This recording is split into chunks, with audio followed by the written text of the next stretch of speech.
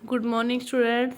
मैं करमजीत अपनी class 10th की साइंस का लेसन 4 प्रतिरक्षा एवं रक्त समूह के बारे में पढ़ रहे हैं। तो अपने अब तक एंटीजन, एंटीबॉडी और रक्त समूह के बारे में पढ़ लिया है। अपना जो नया टॉपिक है शुरू करना रक्तदान, उसके बारे में अपने पढ़ेंगे कि रक्तदान क्या है।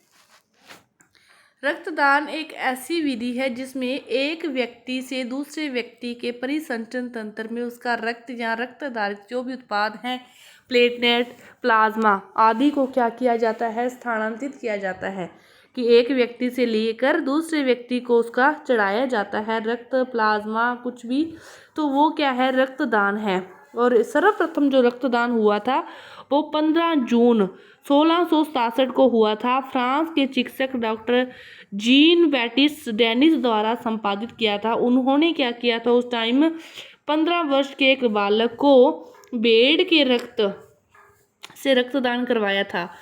भेड़ के रक्त से रक्तदान करवाया था 15 वर्ष के बालक को। सर्वप्रथम 15 जून 1667 को फ्रांस के चिकित्सक ने करवाया था। भेड़ का जो रक्त है वो एक बालक को चढ़ाया था, लेकिन उसके बाद पशुओं से मानव में रक्तदान करना क्या कर दिया, निषेध कर दिया, अपराध घोषित कर दिया। तब से फिर ये बंद हो गया, लेकिन सर्वप्रथम एक भेड़ का रक्त ही एक बालक को चढ़ाया गया था। सबसे पहले देखते हैं कि रक्तदान की आवश्यकता ही क्यों पड़ती है। तो निम्नांकित जो परिस्थितियां हैं इसमें रक्तदान की जो आवश्यकता पड़ती है, तो पढ़ते हैं। पहली स्थिति चोट लगने पर, जहाँ अत्यधिक रक्तस्राव होने पर, कि कई बार गिरने के बाद चोट लगती है, काफ़ी गहरी चोट लगती है, ज़्यादा मात्रा में जो हमारा ब्लड है वो बह गया, तो हमें और ब्लड की आवश्यकता हो सकती है उस कंडीशन में। दूसरी कंडीशन, शरीर में गंभीर रक्तहीनता होने पर, कई बार कोई ऐसी बीमारी हो जाती है जिससे रक्त की कमी अपने आप शरीर के अंदर होने लग जाती है, तो उसमें उस टाइम भी फिर व्यक्ति को रक्त की आवश्यकता पड़ती है। शल्य चिकित्सा के दौरान किसी भी प्रकार का ऑपरेशन हुआ और ऑपरेशन में रक्त के बहने से या फिर उस ऑपरेशन के बाद पता चलना से कि शरीर में इस रक्त की कमी है, तो फिर अपने को उस टाइम फिर रक्त की आवश्यकता पड़ सकती है। रक्त में विषाणु अल्पता की स्थिति में कई बार प्लेटलेट्स की संख्या कम होती है, तो उस टाइम भी फिर आवश्यकता पड़ सकती है। हीमोफीलिया के रोगियों को, हीमोफीलिया मतलब उसमें जो रक्त की कमी है उस कारण, तो ये सारे के मतलब कोई भी किसी भी प्रकार की आवश्यकता पड़ सकती है जो जिससे अपने को अपने शरीर में रक्त की कमी लगे और उस फिर व्यक्ति को दूसरे व्यक्ति का रक्त है उसको चढ़ाया जाए, तो यही क्या है, रक्तदान है। रक्तदान की प्रक्रिया क्या होती है।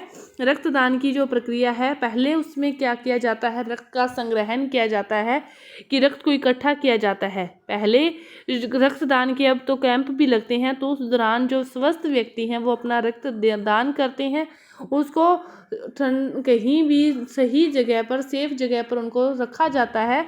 तो उसके बाद फिर कभी ज़रूरत हो जिस भी ग्रुप की किसी को, तो उसको उस ब्लड ग्रुप का रक्त चढ़ाया जाता है। तो रक्त संग्रहण कैसे होता है।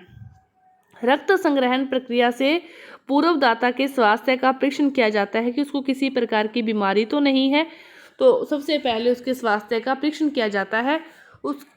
उसके बाद स्वास्थ्य परीक्षण के पश्चात उपयुक्त क्षमता, मतलब जितनी क्षमता होती है उसकी देने की, उसी के अकॉर्डिंग उसके रक्त को लेकर उसको संग्रहण किया जाता है थक्का युक्त थैलियों में, कि थक्का रोधी युक्त थैलियों में, ऐसी थैलियों में उनको संग्रहण किया जाता है ताकि उसमें वो ब्लड खराब ना हो, वो ब्लड खराब ना हो, कि उसने व्यक्ति ने दिया तो आगे किसी न किसी के काम आए। तो थक्का रोधी की, तो वहाँ पे उनका थक्का बन के वो वहीं पे जम ना जाए, तो थक्का रोधी युक्त थैलियों में इनको इकट्ठा करके रखा जाता है।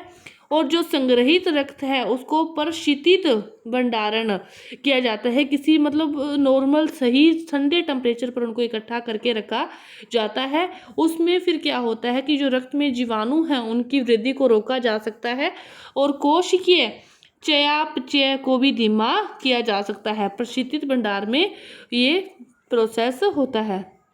इसके बाद जो संग्रहित रक्त हो गया उसकी फिर कई प्रकार की जांचें, उसका समूह, उसका RH फैक्टर, हिपोटाइटस बी, हिपोटाइटस सी, H IV आदि, मतलब सभी प्रकार के परीक्षण किए जाते हैं कि इसमें कौन सा ब्लड ग्रुप है, कौन सा RH फैक्टर पॉजिटिव है या नहीं है, तो इसको और कोई बीमारी है या नहीं है। फिर दूसरे व्यक्ति को जब वो रक्त चढ़ाया जाता है तब उसके भी ये सारे टेस्ट किए जाते हैं और बिल्कुल सेम RH फैक्टर वाले को same RH factor, same blood group वाले को सेम ब्लड ग्रुप का ही अपने रक्त है वो चढ़ा सकते हैं। इसके बाद देखो, रक्तदान संग्रहण के पश्चात फिर दाता को, जिसने वो रक्तदान दिया है, उसको कुछ टाइम के लिए अपनी निगरानी में रखा जाता है ताकि उसको किसी भी प्रकार की कोई कमजोरी, कोई चक्कर वगैरह न आते हो। तो मनुष्यों में क्या होता है, एक बार जब वो रक्तदान कर देता है और उसकी फिर जो प्लाज्मा की 2-3 दिवस में ही पुनः पूर्ति हो जाती है और औसतन 36 दिवस पश्चात जो रक्त कोशिकाएं हैं वो परिसंचरण प्रणाली में प्रतिस्थापित हो जाती है कि 2 या 3 दिन में ही जितना रक्तदान उसने किया है उसकी जो प्लाज्मा की पुनः जो पूर्ति है वो 2-3 दिन में ही हो जाती है। पहला था संग्रहण, कि किसी भी व्यक्ति से, स्वस्थ व्यक्ति से रक्त लिया जाता है, इकट्ठा किया जाता है। दूसरा है फिर आदान, कि जो ले लिया रक्त उसको फिर जिस भी मरीज को उसकी आवश्यकता है उसको वह रक्त चढ़ाना आदान कहलाता है। भी वो जो रक्त ले लिया कि उसको फिर दूसरे व्यक्ति को चढ़ाना, ये क्या कहलाता है, आदान कहलाता है। आदान में क्या सावधानी रखनी पड़ती है कि आदान से पूर्व मरीज के रक्त दाता के रक्त से मिलान किया जाता है। सबसे पहले उसका ब्लड ग्रुप, RH वगैरह सब कुछ देखकर उसका मिलान किया जाता है और उसी प्रक्रिया के पश्चात ही फिर आदान किया जाता है। बिना इस प्रक्रिया के आदान करना हानिकारक साबित हो सकता है। दूसरा, कि जब संग्रहित रक्त को आदान प्रक्रिया से शुरू करती हैं तो उससे 30 मिनट, ना तो ज़्यादा टाइम पहले और ना बिल्कुल ताज़ा ताज़ा निकाल के किसी को दान करना, मतलब 30 मिनट पहले उसको भंडारण क्षेत्र से बाहर निकाल कर रखा जाना चाहिए या रखा जाता है, कि ज़्यादा पहले रखने से वो ख़राब हो जाएगा और बिल्कुल ठंडा ठंडा चढ़ाने से भी वो सही नहीं रहेगा।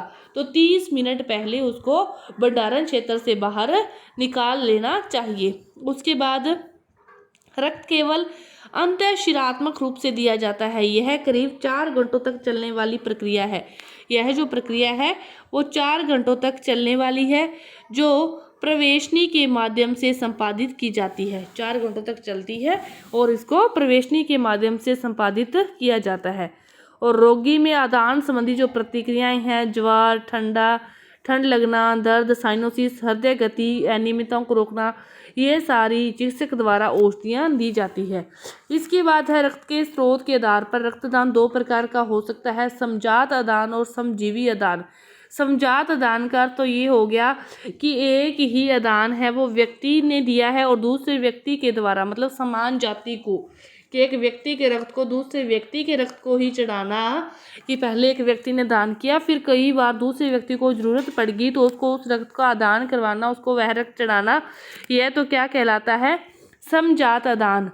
और फिर है समजीवी आदान, कि ऐसा आदान जिसमें व्यक्ति ने पहले रक्त का दान कर लिया खुद ने, लेकिन थोड़े टाइम के बाद कोई चोट लगने या किसी भी कारण से उसी व्यक्ति को खुद को ही जरूरत पड़ गई तो खुद का रक्त जो पहले दान किया हुआ है और उसी रक्त को खुद उसी व्यक्ति को चढ़ाना। समजीवी मतलब जीव भी समान हो, समजीवी जीव भी समान हो तो उसी व्यक्ति को वह रक्त द्वारा चढ़ाना तो क्या कहलाता है, समजीवी।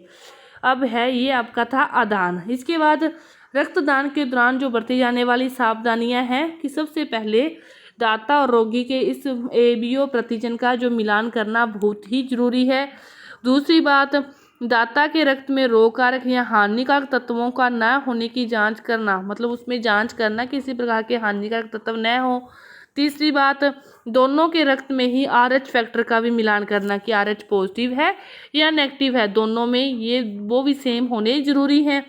इसके बाद संग्रहित रक्त का वांछित प्रक्रिया पूर्ण करने के पश्चात प्रशीतित भंडारण करना, कि उसको प्रशीतित करके रखना भी जरूरी है।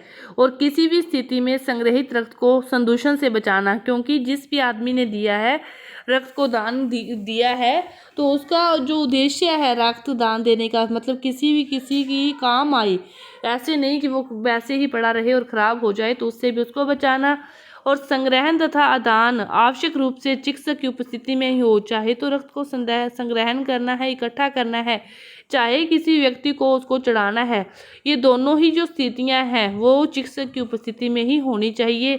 और आदान के दौरान जो बरती जाने वाली असावधानियां होती है उसी के कारण जो निमन रोग हो सकते हैं, HIV वगैरह, तो ये सारी हेपेटाइटिस, ये सारे रोग बिना सावधानी ना रखे हो सकते हैं, तो ये ज़रूरी है। इसके बाद है रुधिर वर्ग का आनुवांशिक महत्व क्या है, इसके बारे में देखते हैं।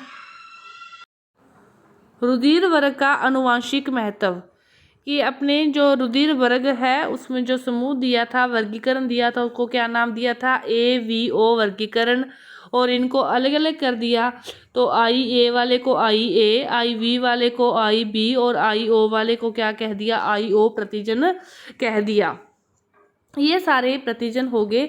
तो इसी प्रकार जो मनुष्यों की उपस्थिति और रुधिर के अनुसार कुल 6 प्रकार के जो प्रतिजन हैं, प्रारूप हैं, वो इस प्रकार है कि A वाले का क्या हो सकता है, IA हो सकता है, और IA और सीधा I हो सकता है। उसी प्रकार B वाले का IB हो सकता है जीन प्रारूप, और IV और A हो सकता है। AB वाले का IB और O वाले का IE। ये 6 प्रकार के जो जीन प्रारूप हैं ये संभव हैं। इसके बाद कि यदि किसी मतलब दंपति के बारे में बताया गया कि उसके बच्चे का जो ब्लड ग्रुप होगा वो किस प्रकार हो सकता है, तो यदि पुरुष का जो ब्लड ग्रुप है वो II है और महिला का क्या है, IA और IB। सबसे पहले इसके युग्मक बन गए, अलग अलग हो गए, IA IB IA II। फिर I को IA से हो गया, I को इससे करवाया IB से, इसी प्रकार इन दोनों को करवाया। तो यहाँ पे जो इस प्रकार के ब्लड ग्रुप पॉसिबल हैं, या तो A प्रकार का या फिर B प्रकार का, मतलब आप 6 में से कोई भी लेकर इस प्रकार इसको हल क्रॉस करवा के मेडल की तरह आप देख सकते हो कि इसका किस प्रकार का जो ब्लड ग्रुप है वो पॉसिबल है। इसके बाद दूसरा प्रकार एक और दे रखा है कि महिला का IB I है और पुरुष का IA है। सबसे पहले युग्मक बन गए, IA IV। IA को IV से करवाया तो IA IV, फिर IA को I से करवाया तो IA I, फिर IA IV और फिर IA I। तो ये AB हो सकता है या फिर A हो सकता है। इस प्रकार मतलब पुरुष का या महिला का, एक का कोई भी है, दोनों में से एक औरत का है, एक पुरुष का है, दोनों में से फिर जब दोनों का क्रॉस होगा उनकी जो संतति उत्पन्न होगी उसका जो ब्लड ग्रुप का निर्धारण होगा वो क्या होगा, या तो AB होगा या फिर क्या होगा, A होगा। उस 6 में से आप किसी को भी लेकर किसी प्रकार का क्रॉस करवा के चेक कर सकते हो कि उसका जो ब्लड ग्रुप होगा वो क्या हो सकता है। इसके बाद अगला जो टॉपिक है वो क्या है, अंगदान व देहदान। अंगदान किसी भी मतलब जीवित व्यक्ति या मृत व्यक्ति, मतलब कई बार क्या होते हैं कि कई व्यक्ति मरने के बाद, मरने से पहले लिखवा देते हैं कि मेरा मरने के बाद जो पूरा शरीर है वो क्या कर दिया जाए, दान कर दिया जाए। तो एक जो शरीर के दान होने से 50 ज़रूरतमंद व्यक्तियों को लाभ होता है। उसके इतने अंग हैं कि वो 50 व्यक्तियों में स्थानांतरित किए जा सकते हैं। तो कई बार किसी मतलब घर परिवार में किसी का एक गुर्दा या किडनी खराब हो जाती है तो दूसरा उसको देकर उसकी वो उस टाइम मदद करता है, वे क्या हो गया, अंगदान। कि कई बार अंगदान दिया जाता है और कई बार लोग पूरी की पूरी देह दान कर देते हैं, और उस देह दान से क्या होते हैं, कम से कम 50 ज़रूरतमंद लोगों की मदद की जा सकती है। बच्चे से लेकर 90 साल तक के बुजुर्ग भी अंगदान व देह दान करने में सक्षम हैं। बच्चे से लेकर 90 साल तक के बुजुर्ग इस कार्य में हिस्सा ले सकते हैं। अंगदान व देह दान का महत्व क्या है कि जो मानव देह है वो प्रकृति की सर्वोत्तम कृति है, बहुत ही सुंदर कृति है, और परंतु यह कृति किसी भी स्थिति में स्थायी नहीं है। ये जो मानव की देह है ये वायु, पानी, मिट्टी, अग्नि और आकाश से निर्मित होती है, और मृत्यु के उपरांत इन्हीं तत्वों में ये क्या हो जाती है, समाहित हो जाती है। तो ऐसे में यदि अपने मतलब अपने देह का तो कहीं उन्हीं चीज़ों में मिलना ही मिलना है, लेकिन अपने मरने के बाद अपने शरीर के अंग किसी के काम आ जाएं तो फिर इससे अच्छी बात क्या होगी। तो देखो भारत में जो हर वर्ष जो करीब 2 लाख गुर्दे दान करने की आवश्यकता होती है, जबकि मौजूदा समय में प्रतिवर्ष 7,000 से 8,000 गुर्दे ही मिल पाते हैं। इसी प्रकार करीब 50,000 लोग हर वर्ष हृदय प्रत्यारोपण की आस में रहते हैं, परंतु 10 से 15 की ही होती है। लोग तो 50,000 को आस होती है कि हमारी हो जाएगी, लेकिन हृदय प्रत्यारोपण होता कितनों का है? 10 से 15 का ही होता है। तो इससे अपने समझ सकते हैं कि लोग देह दान करने वाले और अंग दान करने वाले कितने को हो सकते हैं। तो देखो, अंगदान की ही बाती, देह दान भी एक ऐसा ही दान है जो समाज के लिए बहुत ही आवश्यक है। देह दान के दो प्रमुख कारण हो सकते हैं कि मृत देह से अंग निकालकर जरूरतमंद लोगों को प्रत्यारोपित किए जा सकते हैं। प्राय अंगदान ऐसे मृत व्यक्ति से किया जाता है जिसकी दिमागी मृत्यु हुई हो, दिमागी ब्रेन डेथ हुई हो, उसी की अपने अंगदान कर सकते हैं। ऐसे मामलों में जो मृत व्यक्ति है उसका जो दिमाग है वो पूर्ण रूप से कार्य करना बंद कर देता है, परंतु शरीर के जो अन्य अंग है वो कार्य करते रहते हैं, और ऐसी देह से हृदय, यकृत, गुर्दे आदि जो अंग है वो व्यक्तियों में प्रत्यारोपित किए जा सकते हैं।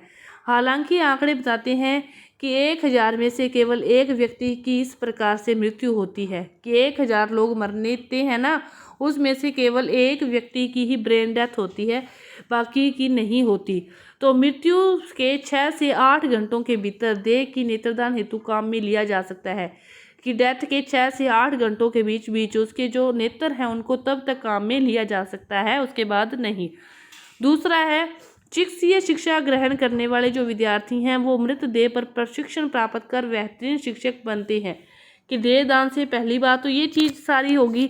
दूसरी चीज़ क्या है कि जो चिकित्सीय शिक्षा ग्रहण कर रहे हैं वो मतलब उस टाइम उस पर प्रशिक्षण करके उसको बेहतरीन चिकित्सक बन सकते हैं। मृत मानव की जो देह है उस पर प्रायोगिक कार्य संपादन करने के पश्चात ही मेडिकल के जो विद्यार्थी हैं वो मानव देह की रचना को भली प्रकार से समझ पाते हैं।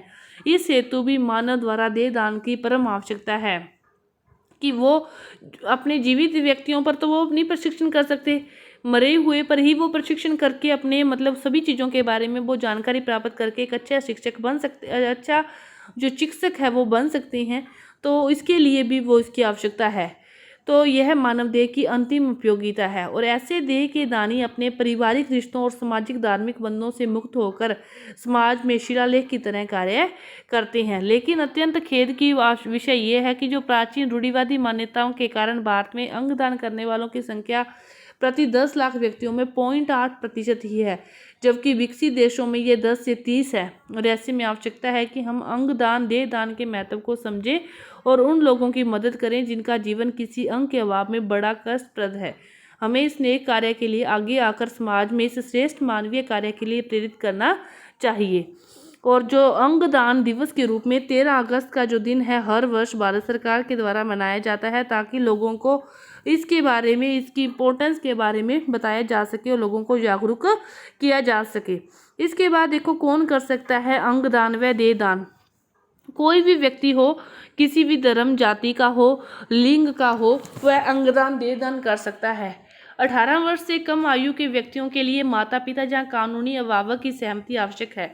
जो 18 साल से कम है उसके लिए माता पिता की या कानूनी रूप से जो उनका अभिभावक है उसकी जो सहमति है वो जरूरी है। दाता को अपने जीवन काल में 2 गवाहों की उपस्थिति में लिखित सहमति प्रदान करनी चाहिए। यदि मृत्यु पूर्व ऐसा नहीं किया जाता तो अंगदान व देह दान का अधिकार उस व्यक्ति के पास होता है जिसके पास शव का विधिवत आदित्य हो। कि यदि तो वो जीवते जी मतलब उसने कह दिया कि मरने के बाद मेरा जो देह दान है, तो उसको 2 गवाहों की उपस्थिति देकर लिखित सहमति प्रदान कर की होती है तो कोई दिक्कत नहीं। लेकिन यदि उसने मृत्यु से पहले ऐसा नहीं किया लेकिन मृत्यु के बाद ऐसा करना है तो वो उसको करना है, जो उसके घर के लोग होते हैं वो कर सकते हैं। तो भारत में अंगदान व देह दान कानूनी रूप से क्या है, मान्य है, दोनों ही प्रकार से मान्य है। तो ये आपका जो चैप्टर था पूरा हुआ। धन्यवाद।